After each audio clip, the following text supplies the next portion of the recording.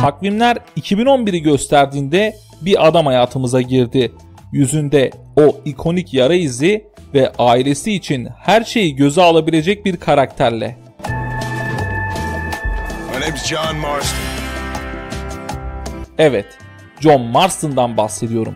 Şimdi sizi onun unutulmaz hikayesine ve derinliklerine doğru bir yolculuğa çıkaracağım. Hazırsanız başlayalım.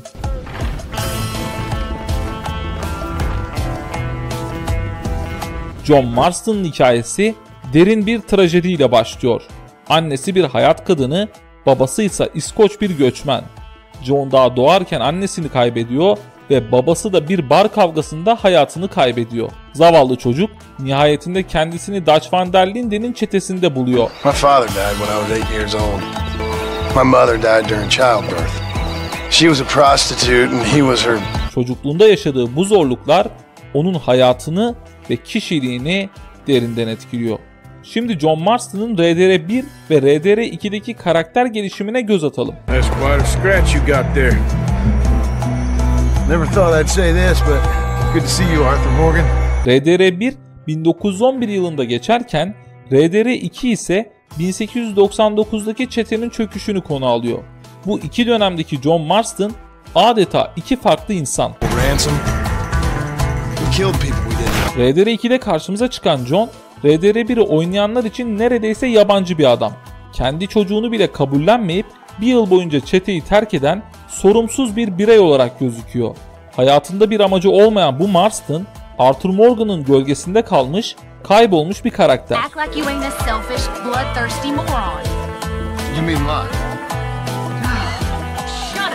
Ancak oğlu Jack'in kaçırılmasıyla birlikte RDR1'de karşımıza çıkan kahraman kişiliğine yavaş yavaş bürünmeye başlıyor. Bu durum Abigail ile olan bağını da yavaş yavaş güçlendiriyor ve Arthur Morgan'ın çabalarıyla birlikte çete hayatını terk edip bir aile kurmaya karar veriyor.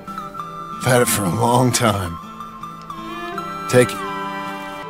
Serious? Red Dead Redemption 1'de ise ailesine son derece bağlı bir adam olarak tanıyoruz. Eşi ve çocuğu Pinkerton'lar tarafından kaçırıldığında eski çete üyelerini teker teker ortadan kaldırıyor. Bu sadece eski dostlarıyla değil, aynı zamanda kendi geçmişiyle de bir hesaplaşma. Şimdi John'un kişilik özelliklerine bakalım. You expect me to care about you? You got it all wrong, brother. I've always loved you. RDR2'deki John tam anlamıyla bir yalnız kurt. ISTP kişilik tipinin tüm özelliklerini taşıyor. Bağımsız, pratik ve eyleme odaklı. John'un Abigail'e duygularını açmakta zorlanması da bu kişilik özelliklerinin bir yansıması. Duygularını ifade etmekte güçlük çekmesi, RDR2'de eşi ve çocuğuyla neden etkili bir iletişim kuramadığının bir göstergesi.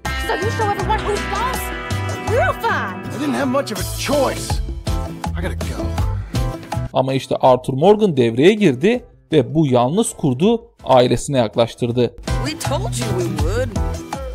RDR2'deki John'la RDR1'deki John arasındaki farklar göze çarpabilir. Ancak John karakter gelişiminin en somut örneklerinden biri. Kahramanca ailesini savunarak ölmesi onun bu gelişiminin tamamlandığı noktadır.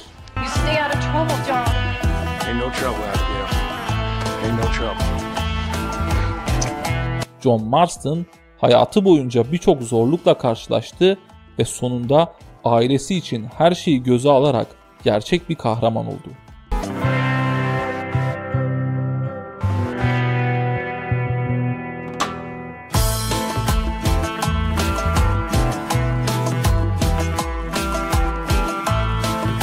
Join Sportacres TV and watch with your family, John. This is my last request from you. Please